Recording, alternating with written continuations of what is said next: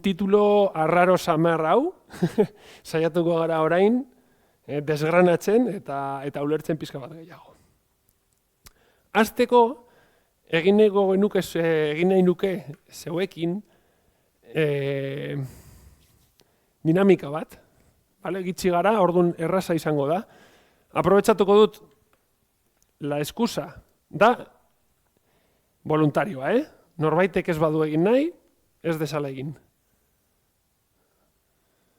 Aprobetxando la excusa, banatuko dizuet programaren aldizkari bat. Eta bertan agertzen da pizka bat urtean zehar egiten ditugun ekintzen laburpentso bat. Bai? Eskerrik asko. Tui? Emango dioteni. Zegoen aukera egiteko dinamika hau de forma digital. Mugikorrarekin, con la pantalla, pero al final no sale. Beti dago, edo konexio arazoren bat, edo que no va el código QR, eta orduan egingo dugu paperean. Ikusiko dozue bi papertxoa eta bi zenbaki, bat eta bi, alde batetik eta bestetik. Orduan, orain presiori gabe, hau ez da azterketa bat, eta gainera anonimo izango da. Bat zenbakian idatziko ditugu 5 espezie basatiren izenak. Landareak, animaliak, nahi dugunaz, datorkiguna burura. 5 espezie ezberdin.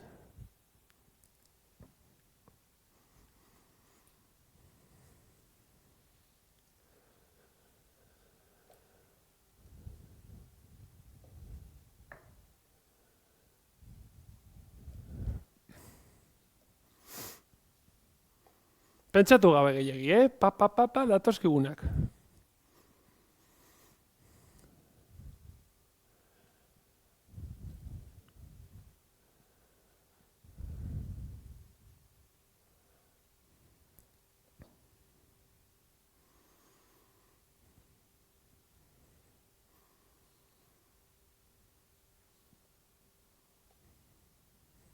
Ondo? 5 dira bakarrik,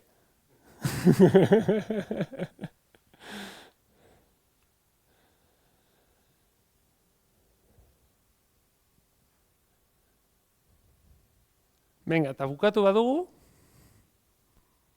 beste aldean, bi zenbakian, idatziko ditugu 5 espezie bebai, baino Gasteizen topa ditzakegunak.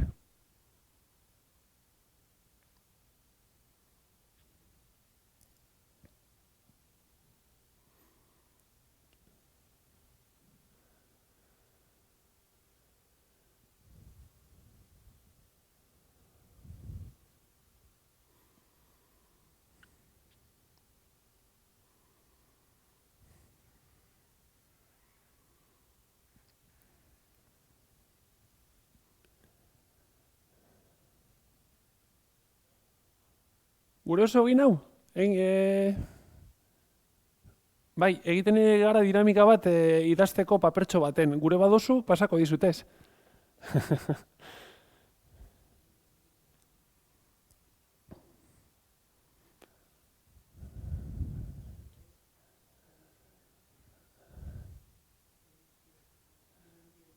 Bukatu ala, pasako naiz eta sartuko ditugu hemen kutsatxoan, eta gero bukaeran ikusiko dugu pizka bat zera agertu den. Oso ondo. Primeran. Bueno, edo gazteleraz, izenak berdin dio.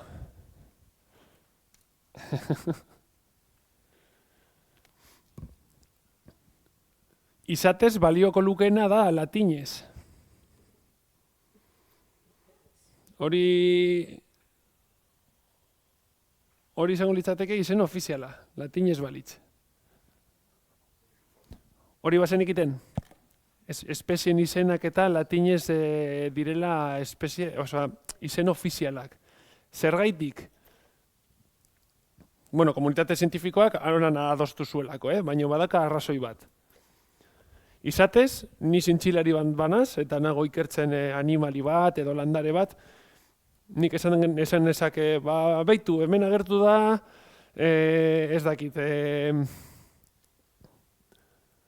aritza, por poner un ejemplo, agertzen direnak, ez? Aritza, baino burgoskoa bada bat, ke? Roble, querrás decir roble. Galiziatik dator bat, como, es un carballo, esto no es un roble.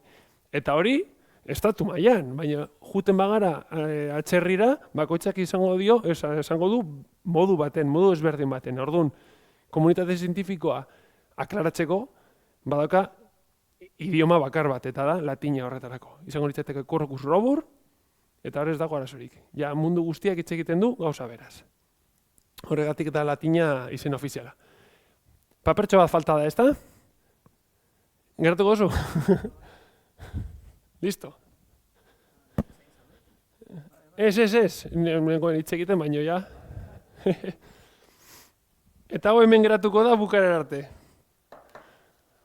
Aber gero zer konklusio atera dezakegun horrengatik. Vale, hemen ponentzian bertan izango ginen Mikel eta biok. Mikel badaka kontsulta mediko bat, azken momentukoa, orduan etorriko da gerozeago, ez dakit batuko den hitz egitera, edo jesarriko da zuzenean, depende nun gauden, zen momentuan. Bera da aholkulari seniorra, ingurumen hezkuntza zerbitzuan, jaurlaritzan.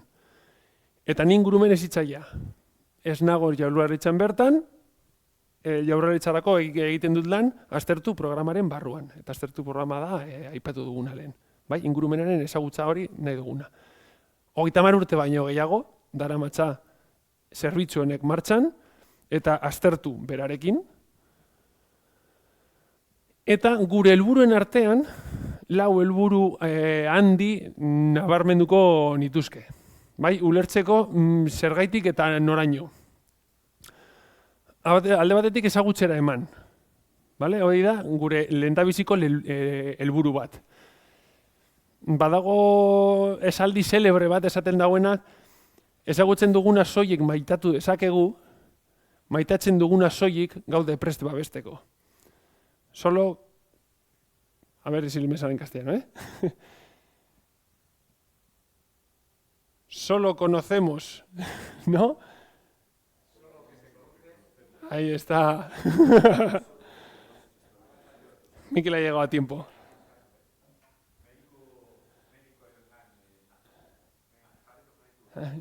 Ha sido una manera de dar pie, porque te estaba viendo venir, digo, me lo va a decir en castellano bien.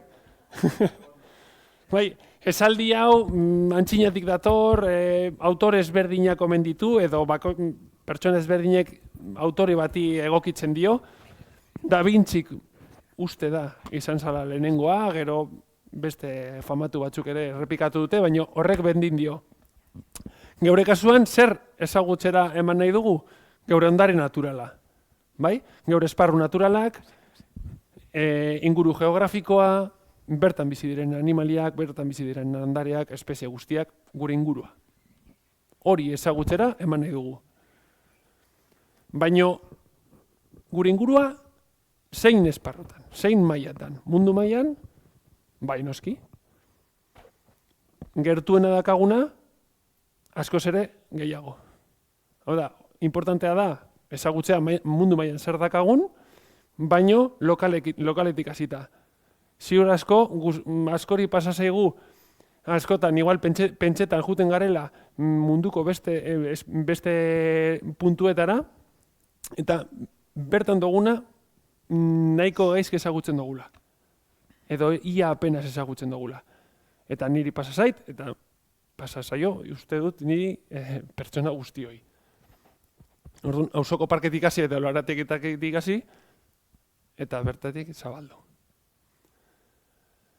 Bigarrena, kontzientziatu. Hau da, behin ezagututa, jendea kontzientziatu. Hori nahi dugu lortu. Hemen hitz egin dezakegu planetako krisi hirukoitzari buruz. Ez dakit, kontzeptu hau nahiko berria da. Nazioartean bateratuta dagona eta arazo larrienak hartzen dituena. Momentu honetan, konsideratzen dira kutsadura, klima aldaketa eta biodiversitatearen galera. Horiek defini ditzakegu como la triple crisis planetaria. Bai? irudi hauek ez dira arraroak guretzat. Uste dut, nunbaiten ikusi dituzuela. Albistegietan, iragarkietan, artikule baten, ez? Dira nahiko ezagunak. Baina gehienetan ez dira hemengoak. Eta hemen baditugu gure problemak ere, krisi planetario honekin erlazionatuak. Askot, hau, edonork ikusten badu, pentsa dezake aldaketa klimatikoa adierazten du. Hau ez dugu hemen, adibide bezala, baina hemen baditugu beste arazo larri batzuk. Bai? Orain saiatuko gara pizka bat lantzen hori. Eta erabaki bakoitza garrantzia du, ekintza bakoitzak ingurunea eta pertsona guztien bizitza aldatzen du. Hau da, hemen egingo genuke pausoa urrengo bietan. Aldundu izango litzateke hirugarrena, hau da, empoderar. Empoderar nola? Jendea behar dituen baliabideak eskainiz. Hau da, ezin dugu ikasi, ezin dugu naturaren alde ezer egin, baliabiderik ez badakagu. Azten formakuntzatik, hau da, formazio minimo bat izatea, erremintak ere, eta erreminten artean askotan kosta da aipatzea, baino erreminta ekonomikoa bai, importantea da. Hori eskaini behar zaio gizarteari edo pertsonei ekin ahal izateko. Bai? Hemen adibide bat, erreminta hoiena da ekolenteena. Ez dakit, aipatu nahi baduzu, Mikel, bai, hobe, ez?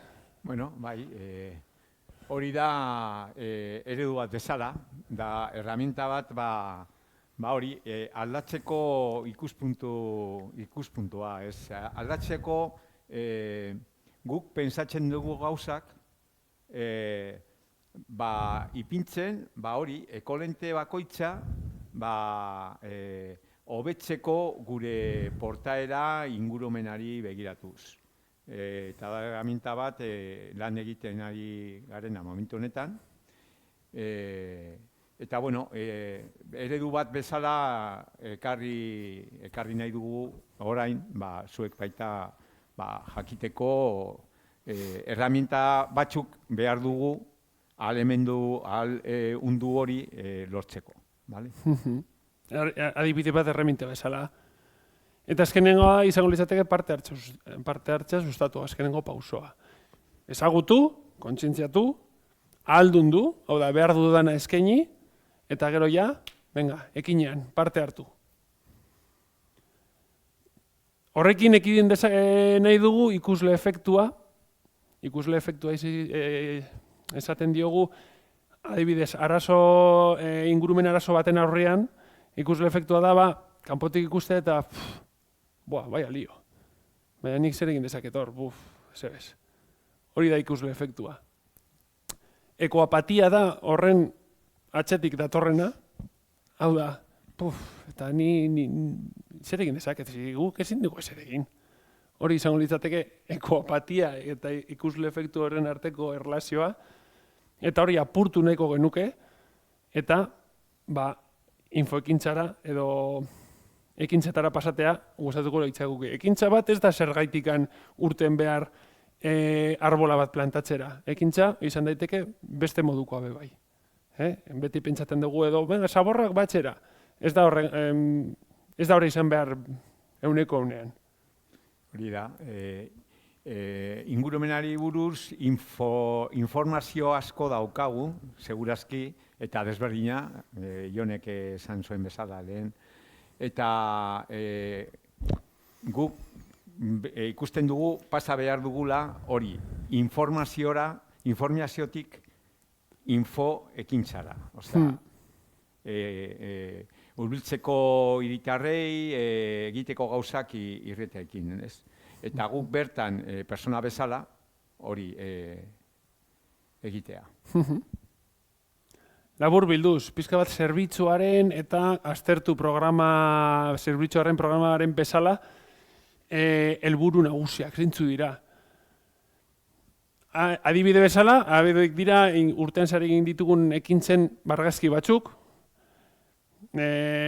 esan dugu, elkartekin, kampusekin, eskolekin, baliabide materialak eskainiz, euren formazioa bai egiteko, adibidez da hemen Arriaga Parkean egin genduen formakuntza bat, hiriko bioaniztasunari buruz, hiriko biodibertsitateari buruz ikusi egin dituen zuhaitzak, hegaztiak, eta bar. Jendeari hurbildu zer dakan bere etxearen ondoan. Behintzat ezagutzeko, lehenengo pausua.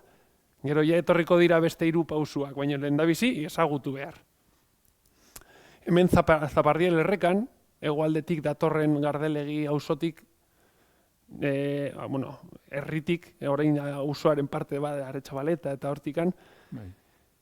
Ni ez naz amengoa, baina azkenen ikasi dut. Hainbeste egonda eta hainbeste errepikatuz, bertan Zapardiel Errekan egin genuen ibilguaren garbiketa.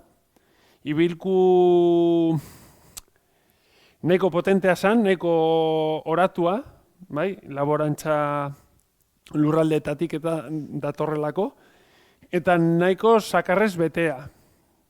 Ze justo urak gora badago Gardelekiko zabortegia, eta nahiz eta prebentzioa egon, badatoz euriteak, badatoz aizeteak, eta zaborra bukatzen du ibaian.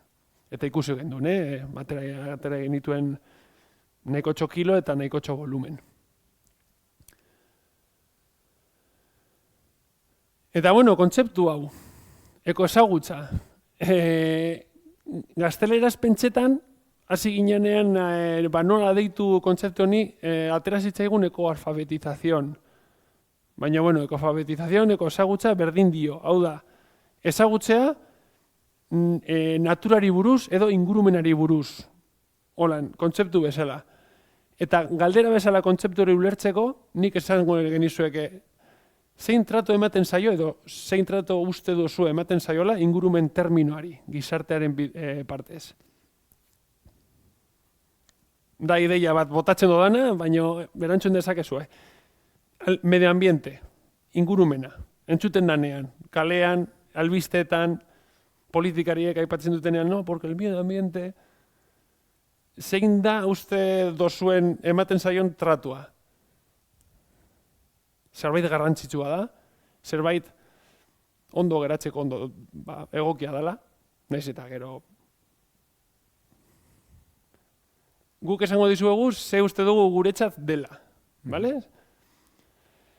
Hasiera batetik interes falta izugarria dagola, termino horretan. Ja, espertzen du. Entzuten dozunean, no sé cuál, medio ambiente, nos van a soltar una chapa. Zehaztasun oso gutxi deko, bai? Entzuten dugunean albisteak, entzuten ditugunean mitinak, askotan, politikarien esku daudenak, ez dira batere zehatzak ingurumen asuntoetaz ari direnean. Gero bai, urtero behin dago kumbre bat, ez dakinot, tokatzen dana, hitz egiten da, baino gero hori tratatzean zehaztasunak oso urriak dira.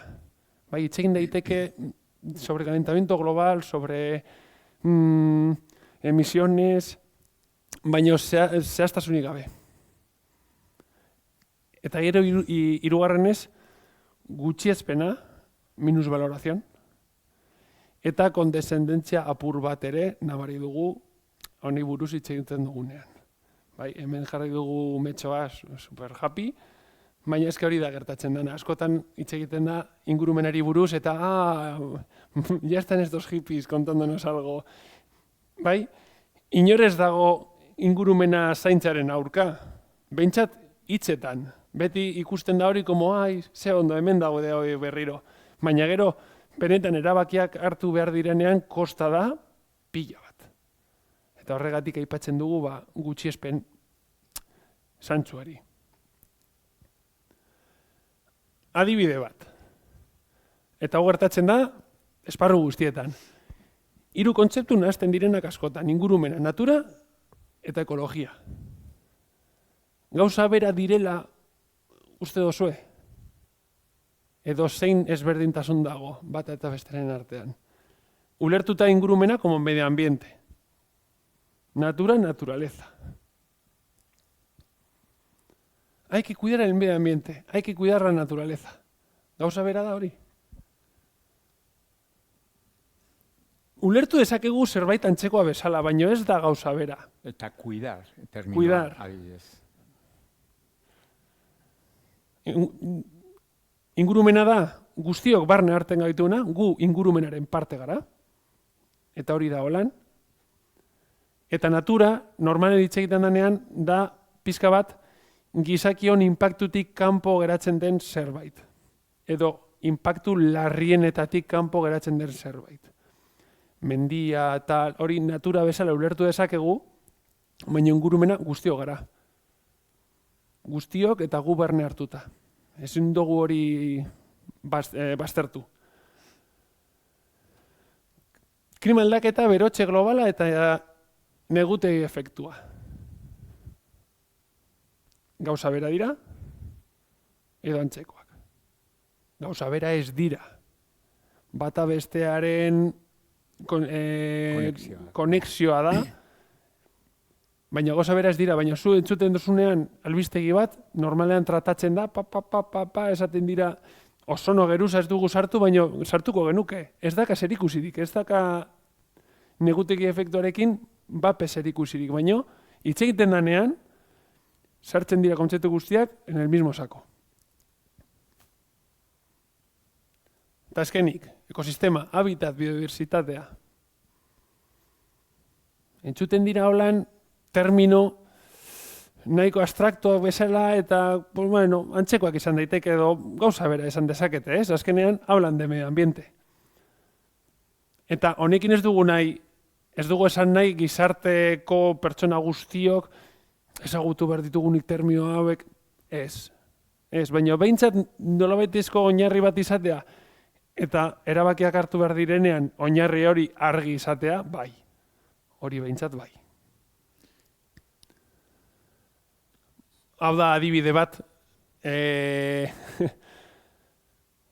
imaginatzen duzue lehendabiziko gauza, imaginatzen duzue lagun talde bat hitz egiten ingurumen arazoi buruz.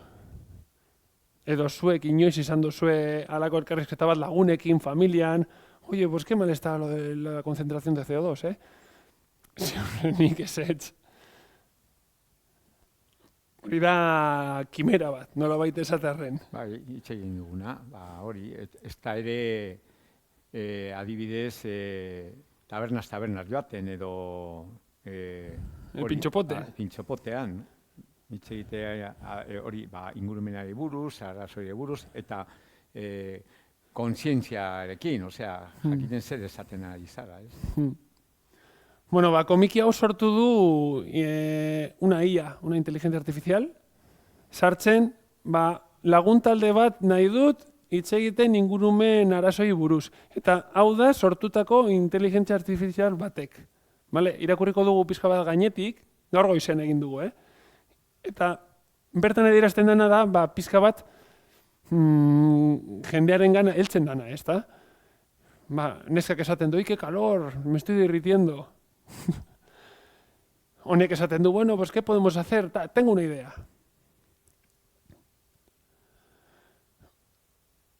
¿Qué podemos hacer, Carlos? Bueno, pues vamos a formar equipos para salvar nuestro planeta con ideas y campañas contra la contaminación. Dira kontzeptu oso basikoak, baino trasto honek sortu du. Orduan, berak holan ikusten du bebai. Vale? Hori da helarazi nahi duguna. Bai, lehenengo aipini mesedez, Jon, mesedez, esaten du, ¿qué podemos hacer? ¿Qué podemos hacer? ¿Qué podemos hacer? Pero hitz egiten cambio climático. Sobre el cambio climático. Erantzuna da, bai. Campañas contra la contaminación. Cambio climático, contaminación, beste arazoak daude, osea, hori buruz, ez? Ez bakarrik contaminación. Bueno, termino guztiak sartu ditu sako berean, eta bueno, hitz egiten du... Hori inteligencia artificial. Coloquialmente, bai. Yo cuidaré el suelo, soy la capitana tierra. Yo soy el capitán aire. Y yo cuidaré del agua y para que nadie la contamine. Bueno, vale. Hau da, lehen hezkuntzako maila bat, baina horrek sortu du halako komikia. Sofía, Jorge y Carlos salieron y pusieron sus ideas en marcha. Campañas contra la contaminación en redes sociales, televisión y radio, además de imprimir fichas para concienciar a las personas. ¿Vale? Redes socialena aipatu genuen aurretik izan gendun beste konferentzian, zein potere handia dakaten horri ez zaigu inori eskapatzen, ez? Dakaten poterea da izugarria eta honetan be. Cuidaremos que nadie arroje basura y compartir en las redes imágenes, en las redes otra vez, compartir imágenes tan lindas para que todos puedan descubrir el lugar donde vivimos. ¿Un manzano? Es un ejemplo, pero ha hecho un manzano. Sagarrondoa da, Eta honek arrano batekin, eolo da arranoa, seremos los vigilantes del aire, no dejaremos que las industrias y la contaminación ambiental dañen los pulmones de la naturaleza. Dira terminoak olan como muy locos, oso simpleak, baino agertzen direnak erraminta honek sortu duenean komikia. Agertzen da arrano bat, agertzen da sagarrondo bat, porque le ha parecido que es lo más representativo o lo que puede ser mejor. Bai? Hau adibide bezala. Eta orain sartuko gara pizka bat irinean, bale? Más a fondo. Nolakoa da gizartaren ingurumen ezagutza maila, zuen ustez, o edoeko ezagutza. Zein garatua dago ezagutza hori, gizartean orokorrean. Altua, da maila altua, bagode formazioz eta bagode prestatuta gauza hauek lantzeko, edo no, lehen epatu dugu, ez? Urruntasun hori, ez? Ingurumen kontzeptu horretaz urruntasuna. Zunistez, edo, zeuena, nolakoa da? Gustatzen zait, baino, edo ez dakat ideia bapez, edo, bueno, erdi espertua naiz. Zer esango zenukete?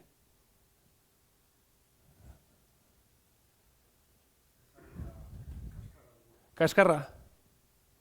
Igual pentsa baino gehiago badozue, baino orokorrean nik uste gizartean, ni adibidez naiz animalien frikia desde txiki. Familian izan naiz animalien frikia, eta kuadrillan el friki de la naturaleza. Eta beti galdetzen didate, oi, eta hau. Eta ikusten dudana, esparruan, kuadrillan bertan, eta kuadrillan baditu jendeak prestatuta dagona, Baina ezagutza ingurumen asuntoetaz, lehen da bizikoa da interes falta, no me cuentes tu txapa. Eta gero, gauza basikoenak kosta direla barneratzea. Behintzat nire ustez basikoenak direnak, ez daude imprimatuta. Ez daude impregnatuta gizartean. Estudio hau duela urte bat atara zuten, eta ideia oso nahi iruditu zaigu orain azalduko dugunaren oinarri bezala. Vale? Secondary School Students Familiarity with Animals and Plants. Hau da, UPV-ko eta Aranzadiko ikertzaile batzuek egindako ikerketa bat, bigarren hezkuntzako gazteekin, eta euren ezagutza maila neurtuz animalietan eta landareetan. Bigarren hezkuntza, zenbat, edo zein animal ezagutzen zituzten eta zein landare. Hauek dira, irakasleak eta ikerlariak egin zutenak, 26 ikastetxe hartu ziren, Euskadi eta Nafarra, bateratuta, eta 1000 ikasletik gora parte hartu zuten ikerketa honetan. Ez dugu asko garatuko hemen agatara sana, eurek asko zere hobeto etxegin delako horri buruz, baina 3 konklusio handi edo nabarmen atera zituzten. Alde batetik izan da, bizilekoaren arabera, ezagutza hori asko aldatzen dela. Geroz eta herri txiki eta naturarekin kontaktu handiagoa duten herriek, ezagutza hori garatuagoa dutela. Hiri handietan, ezagutza maila hori jaisten da. Hori da konklusio bat atara zutena. Beste bat da, kontzeptu bat plant blindness ditu ziotena, eta da ceguera vegetal gazteleraz edo landareak ez zirela agertzen. Ia ikerketa horretan. Landareak bertan dagoen zerbait da, mueble bat bezala, baino ia ez ziren agertu ikerketa horretan. Hau da, ikasle horiek apenas ekiten landarei buruz.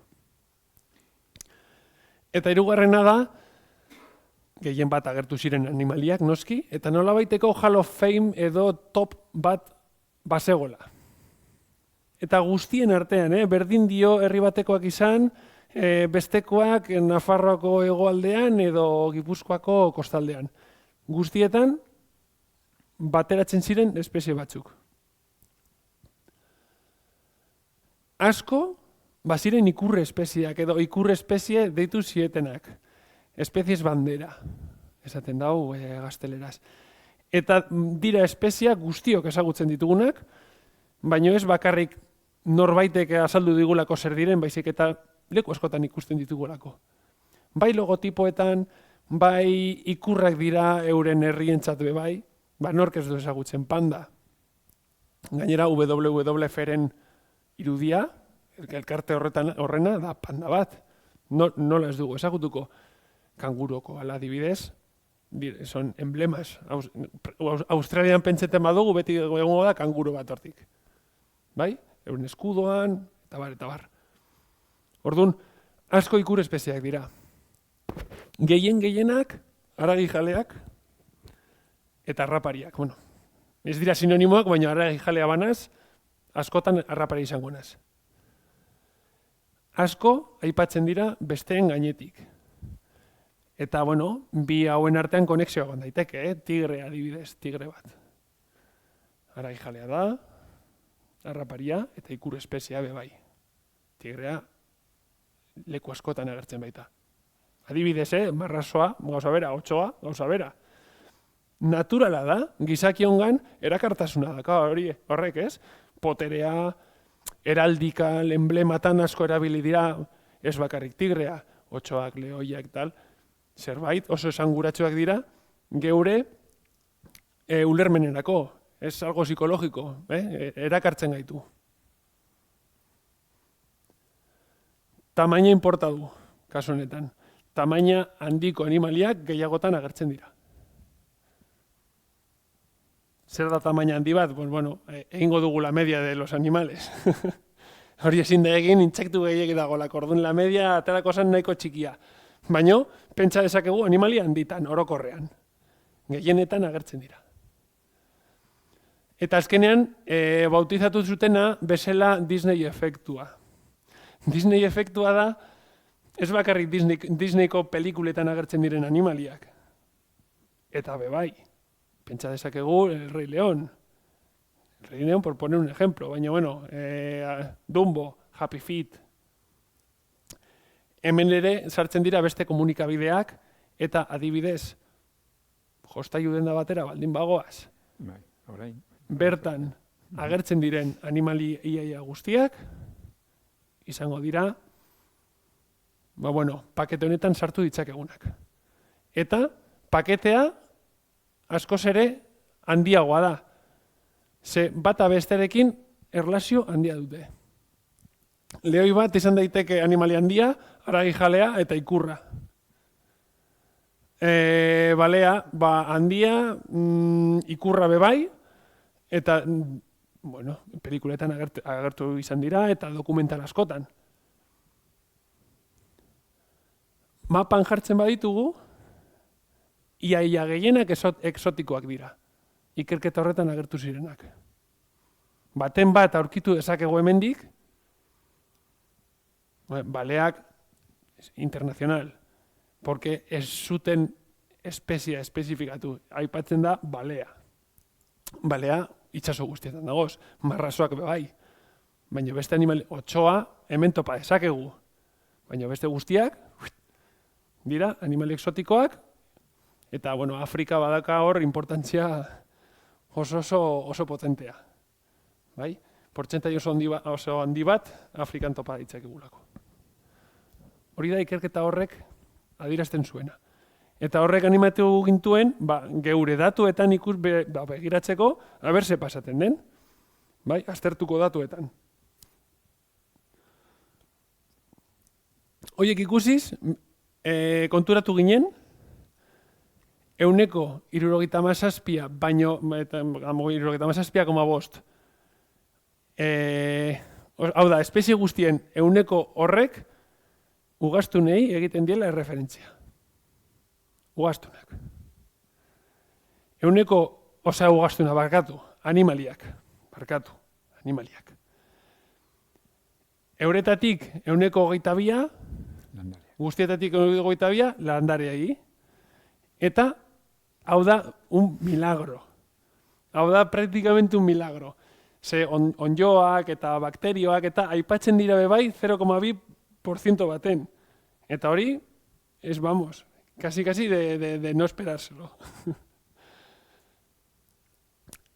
Animali hori hauen barruan, holan, banatzen da gazta, edo tarta. 172 ugaztunak dira. Aipatzen direnetik, 127. Hegaztiak, eta beste guztia, arrepartir. 107, esan genezake, invertebrados, bai, ornogabeak, intsektuak dira gehienak, baina badagoz beste batzuk bebai. Anfibioak eta narrastiak super gitxi, aipatzen dira. Naiz eta egon eta naiz eta bertan ikusi, eta ja arrainak azkenengo partean. Hau da, islada bat, geure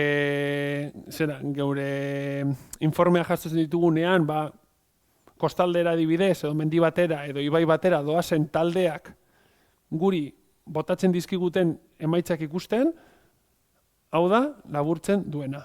Behintzat, espeziei buruz ari garenean, gero, arriskuak, kontaminazioa, hondakinak eta hemen ez ditugu aipatuko, baina bai ezagutza hau.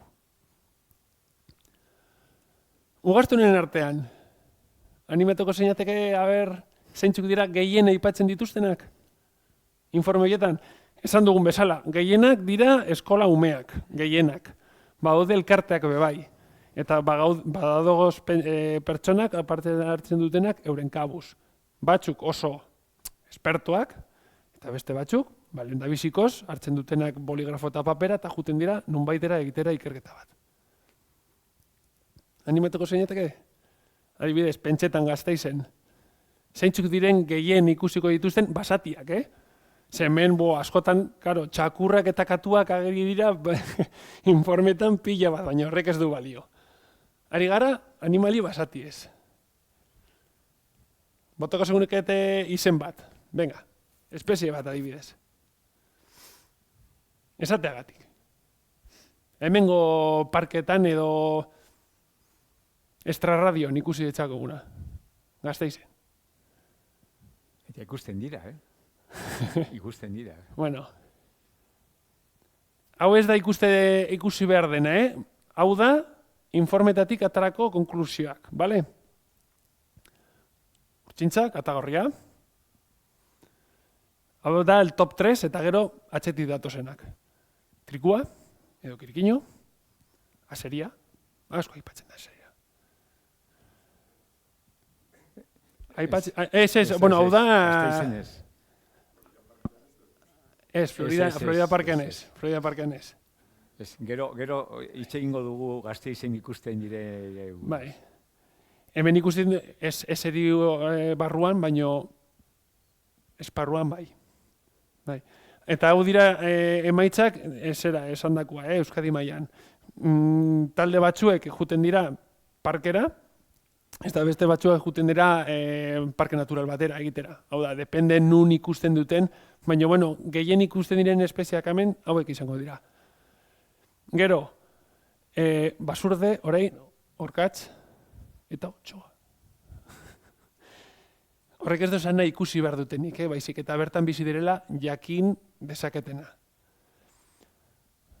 Hemen falta dira animalia pila bat honen aurretik. Porque otsoa badago, badakigu, badagola. Igual no asentao, baino bai, euren pasadak egiten dituzte. Baino, famatua da. Jendeak ezagutzen du.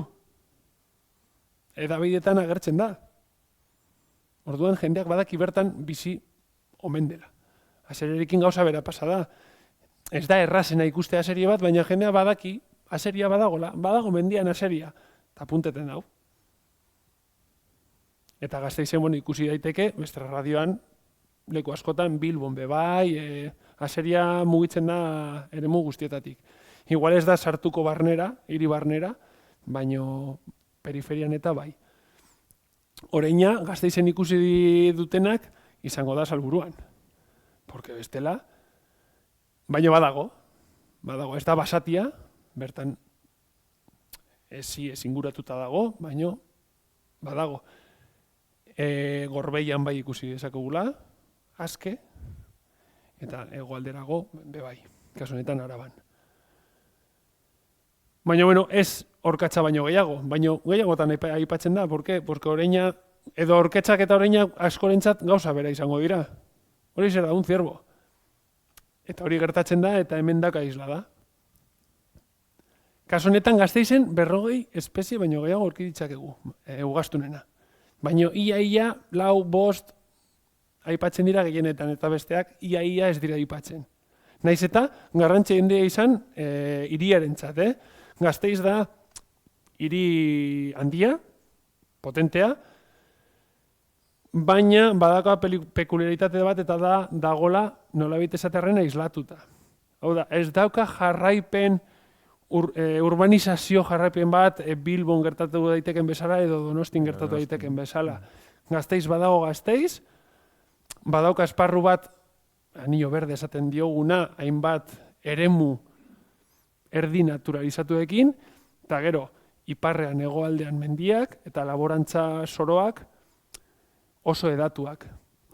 Bai, horrek errazten du fauna basatia ikustea, batez ere perimetroan. Hauek ez dira apenas aipatzen, eta baten bat badauka garrantzi handia Gasteizerako. Erbiak ez dakitik inoiz ikusi dituzuen Gasteizen. Batez ere periferian, parketan eta bar. Hauek dira askonarrak, pero sonar sí, ¿no? No suenan. Tejón, karraskari eta sagu eta espezie ezberdinak dagoz eta dagoz pila bat, baina beti sartzen ditugu saku berean, ez? Los ratones. Batzuk dira basatiak eta beste batzuk bai hiriarekin erlazionatutakoak. Hemen gauze, ezagutzen duzue? Hemen eskinakoa. Hauze da bisoia, bisoi europarra. Benetan, arriskularrian dagoen espezia da, Europa mailan, oso ale gitxi dagoz, eta hemen Gasteizen batzuk badazkate zensatuta, Salburuan. Da, altxor bat. Baina ziur, hemengo oso pertsona gutxik ezagutuko dutela. Edo behintzat, que le suene. Salburuakoa da, excepzion bat, Europa mailan. Ez dago, arrisku oso nabarmenean. Ebrotik ere jaizten da, Logroñoraino, hortik bebai badagoz poblazio batzuk atzeman da, baina beste esparrutan desagertua edo ia desagertua dago. Hori da, beste ezagutzeko gauzak. Bakarrik ez da existitzen el lince ibérico, espezie en extinción. Badaude beste espezie batzuk horrelako arriskutsuan daudela. Eta inor hitz egiten du hori buruz edo oso gutxi. Eta azkenik, saguzarrak, inoiz ez ditugu hor kontutan hartzen, hemen da badaude populazioneko potenteak, Salburuan bebai, igual noiz ikusi dituzu ekutxa beltz batzuk hor zuaitzetan eskegita, hori jartzen dituzte babesa eukiteko, saguzarrek. Nire osoan ikusten dira, gauez, osea, adurtzako... Bai, hemen parketan ikusten dira, Bai, hauek bai. Egaztiak, venga, misma dinamika. Animeteko zarie? Egaztiak esanez? Gogoratu tituloa, ponentziaren tituloa. Arranoak adibidez. Besteren bat, egaztian lan famaturen bat, que no va a faltar saia. Zigüeña esan du. Kukua... A ver, izan daiteke, Musoa, txantxangorria... Txantxangorria da simbolo bat, ja ez da ikusten duguna edo ez duguna ikusten. Txantxangorria, hori logotipo askotan ageri da, gaztek, umek, eta helduek, bai, badakigu hemen dagola, askotan kosta zaigu, baina ikusten badugu, txantxangorria, badakigu zer den. Baina kaskabeltza, edo amilotxa, edo herrerillo, carbonero, hori kosta zaigu gehiago. Orduan, naiz eta ikusi, igual ez dugu barneratzen, hor dagoela. Sosoa, hori askotan, asko ikusten da. Hegazti arrapa hori bat. Baina guztion begietan arranoa da. Orduan askotan jasotzen ditugu informeetan arranoa. Arranoa izateko zaila, Porque águilas no hay muchas. Baina jendeak ikusten du arranoa. Izan daiteke zaila, izan daiteke... Gazteleraz, aguiluchos. Gazteleraz no son águilas, son aguiluchos. Eta etortzen zaigu informe guztietan aguiluchos, baina askotan, Izan daiteke arrapari bat. Puede ser un milano, puede ser un aguilucho. Puede ser un ratonero, puede ser lo que sea. Un buitre, saia. Eta gero, konpendio bat hor, danak nahaztuta, ateak, kaioak, txoriak, en general. Hau da txolarrea, gorrion, da gehienetan ikusi duguna, baino txorien sakuan sartzen dugu iaia beti. Gasteizera bueltako gara, 70 espezie baino gehiago, hegaztinak. Eta euretatik erdia baino gehiago, migratzaileak. Hau da, ez ditugu hemen urte osoan ikusiko, edo inguruan ikusiko, baino bai ikusiko ditugula. Migrazioaren importantzia, mapan kokatuko dugu, penintzula, bai, Frantzia, Europako iparraldea. Justo kokatzen gara limite baten, nolabait esatearren, dela limite klimatiko bat. Gasteiz, edo behintzat orain arte izan da limite klimatiko bat bezala, Mediterranearen artean eta klima atlantikoaren artean. Orduan, muga hori da migratzaileentzat muga importantea. Bai? Negua pasaten dute hegoaldean, uda pasaten dute iparraldean. Linea hau mugituz doa aldaketa klimatikoarekin, Geroz eta gorago dago. Baina momentu honetan behintzat kontsideratu dezakegu hor gaudela, muga horretan. Eta bi pase edo bi bide daude printzipalak Europatik penintzula eta Afrikara. Eta da bata gure kostaldetik, hemen sartuta, bai, Gasteiz eta hegoaldera, eta bestea hor Kataluniatik. Zergatik uste duzue? Bi alde horietatik. Pirineoak dago zelako, klaro. Txoriei, zer da errezago, Pirineoak saiestu, edo alde batetik joan. Orduan, hau ere, askoz ere potenteagoa da. Eta hemen aurki ditzakegu inbeste espezie.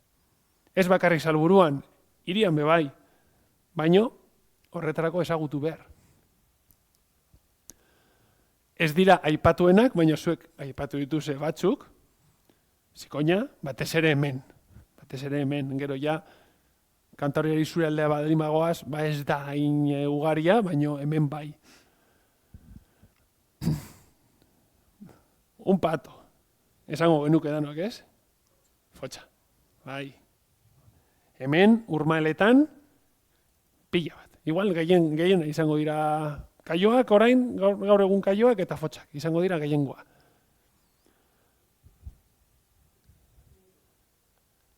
Antzekoa. Neguan, iskanbila pila bat sortzen dute eta arazoak parketan. Hay más estorninos que personas y no sabíamos cómo era un estornino. Baina ez dakigu inorbez. Kalean erakusten duzu estornino bat eta estornino dago zuaitzan, me cagan el coche y el banco del parque. Baina kostazaigu jakitan orakoa den. Hau da, estornino bat. Badakizu estornino euskaraz nola dan? Arabaz osoa. Bai. Hau da karbonero bat, kaskabeltza, bai, irian ikusi ditzakeguna pila bat, orain dagoz jilgeroak atope, cuando no deberían, baina badagoz jilgeroak mugimenduan nahiko, eta bueno, niretzat Gasteizko izarra, Mika, en el bueno en el mal sentido, baina izarra. Nik ikasi nuenen hemen Gasteizen, Mikak ez nituen barneratuta, eta hemen ikusten, joder, eta hauek, zurrak Mika, eta no seke. Eta horren, ni Bilboen bizinaz, duela urte batzuk ona, asko zera gehiago ikusten ditut. Zera por percepción, bebai badago tendentzia bat, iparralderago finkatzen ari direla, bebai aldaketa klimatiko horren inguruan. Eta hemen behar da gero eta gehiago. Eta ni txikitan nintzenean ez nuen gogoratu hainbeste Mikak. Osea, hori joan da, hori, pizkanaka gaitzen. Egingo dugu pizka bat azkar, se nos va a echar la hora. Bai. Horno gaben inguruan, inurriak, la reina, inurria da erregina, barraskioak, marigorringoak, bitxobola, karo. Bitxobola ezagutzen dituzte, umeek ezagutzen dute bitxobola eta askotan epatuko dute, bitxobola. Eta pelotoi batean hortxe dato zerleak, tximeletak, matxinsaltoak, dira intsektu famosoak, iaia guztiak pelikuletan ageri dira.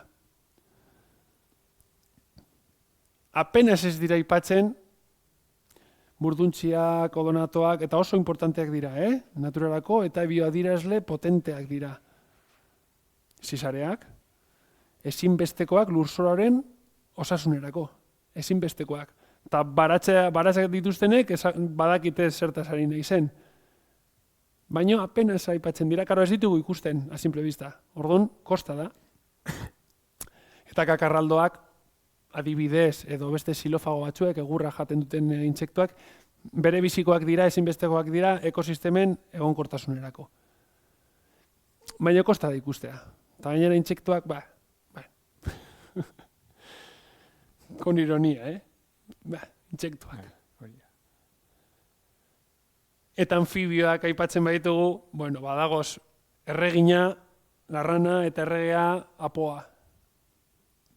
Ia besterik ez da gertuko. Edo beintzaku ez ditugu ikusten beste emaitzarik. Eta zapaburuak. Zapaburuak milaka. Guztietan zapaburuak. Zerenak auskalo, baina zapaburuak. Hemen gauza bera aipatuko dugu. Araba, esango nuke Europa mailan dela lekurik importanteena anfibioentzako. Importanteena aniztasuna ikusteko. Euskal Herri mailan aurki ditzakegun 18 espezietik 17 hemen ikusi ditzakegu. Araban, Ez dugu kokatuko puntu zehatz bat, baina adibidez Arreoko aintzira, hor Salinas dainan agertu dagona, hori da hotspot edo puntu bero oso garrantzitsua. Guardiko laguna, Guardiako lagunak, bai, batez ere, klimen trantzizio horretan, bai, anfibio atlantiarrak aurkitzen dira, eta mediterranearak ere aurkitzen dira. Eta hor topo egiten dute, hemen topo egiten dute. Eta oso anistasun potentea dago hemen. Ez dagona da alpetarra, guandera alpetarra edo behintzat ez da egonkor mantentzen. Hori zera, altuera nahikotxo behar dago bizirauteko, gorbeian eta basegoen, igual badago, baino ez da antzeman poblazio egonkor bat. Eta landaretaz ari bagara, 170 eta pasata dira zuaitzak, aipatzen direnak, zuaitzak, orokorrean, zuaizkak, landareak, loreak pizka bat gehiago, baino, ya son como una gama menos. Zuaitzak dira importantenak, eta da, gehien ikusten ditugunak eta ezagutzen ditugunak, normal. Eta gehienak, pero aplastante, aritzak eta pinuak. Aritzak eta pinuak.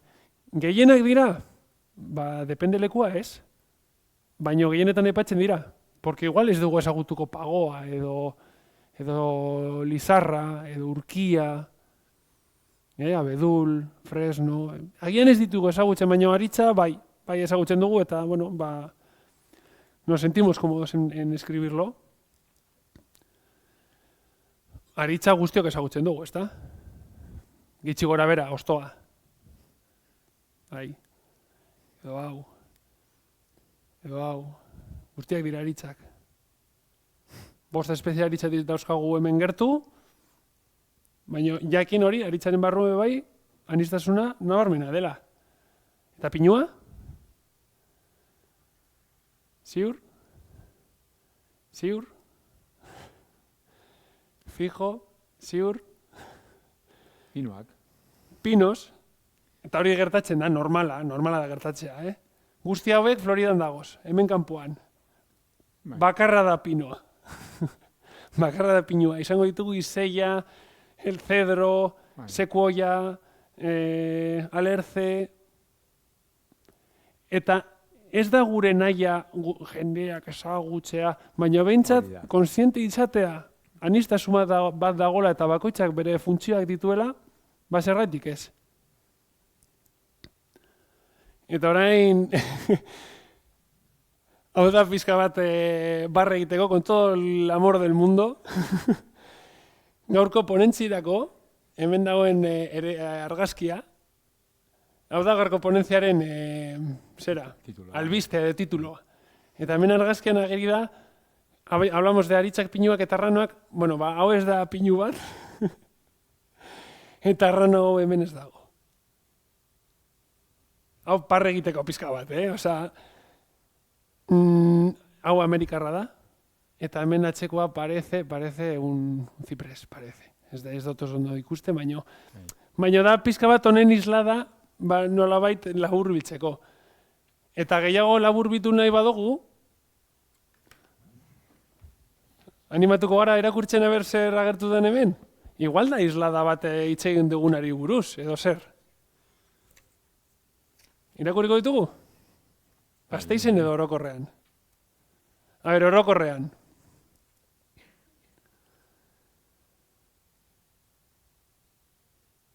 Joder. Da letra, ez? Itxin, A ver. Pinua, belutina, bueno, karo, edabidetan agertzen da belutina. Otsoa, legatza, jaten dalako, ez? Aseria, Hiru, aipatu ditugunak. Igela, urraka, zigüeña, txantxangorri, carbonero. Beitu, honen carbonero aipatu du eta bazegoen hor entre los excluidos. Aritza, gorostia, lizarra, amiamokoa, satorra, bueno.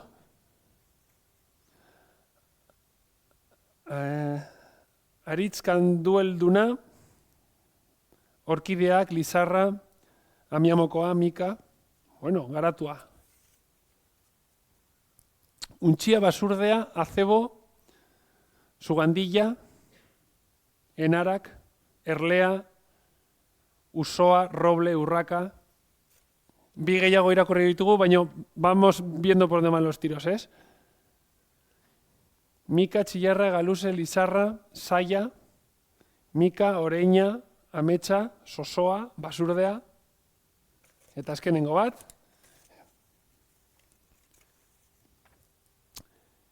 Pinua, bueno, había irakurri dut, belutina da. Basurdea, otsoa, hau kosta zait, ez dakit norbaitena den konkretuki, baina bueno. Basurdea, bueno, laburpen bezala. Pizka bat ikusi da, ez? Guztion percepzio hori nolakoa den, eta hau bai horren islada da. Batzuk garatuak, batzuk baduz badago más de un aprobado y más de un notable. Ezagutza gehi. Baina ziuro esfortatu zaretela. Hori da pizka bat isladatu nahi genuena, bale? Zein da jendearen ikuspegi hori eta nolan bermatu nahi dugun formakuntza hori aurrera eramatea eta garatuagoa izatea. Porque titulak esaten bezala, mendian guztiak ez direlako aritzak eta pinuak, eta hegazti handi samar guztiak ez direlako arranoak. Eta honekin, eskerrik asko, galderarik badago edo alguna konklusion edo zerbait komentatzeko, da momentua, bale? Bota lasai, eta norbaitek aldizkariaz badu hartu, mesedez esan eta banatuko ditugu. Besterik gabe, gugatik, mi esker etortzagatik. Bai. Bale? Gitxi izan zarie, baina mi esker. Bai. Joni batez ere. Bai. Pena da hori, ikerketak egiten ari garenean, ikusten duguna da, gero eta hurbiltasun gutxiago dago naturaren gure txikiekin eta gure gazteak daukate hori. Hurbiltasun eza, edo ez dakigu. Eta gero eta gehiago muga bat dago, muga bat handi hirian, eta muga hori nabarmena da honelako asuntorekin. Eta ez badugu ezagutzen, esan dugun bezala, oso zaila da hori, zaintzea gure ingurua. Eta honekin gaude, gero eta gehiago azterturekin, hori, ateratzen eta hori. Jon? Bai. Bai, aldizkaria. Eskerrik asko tortzagatik guztiari,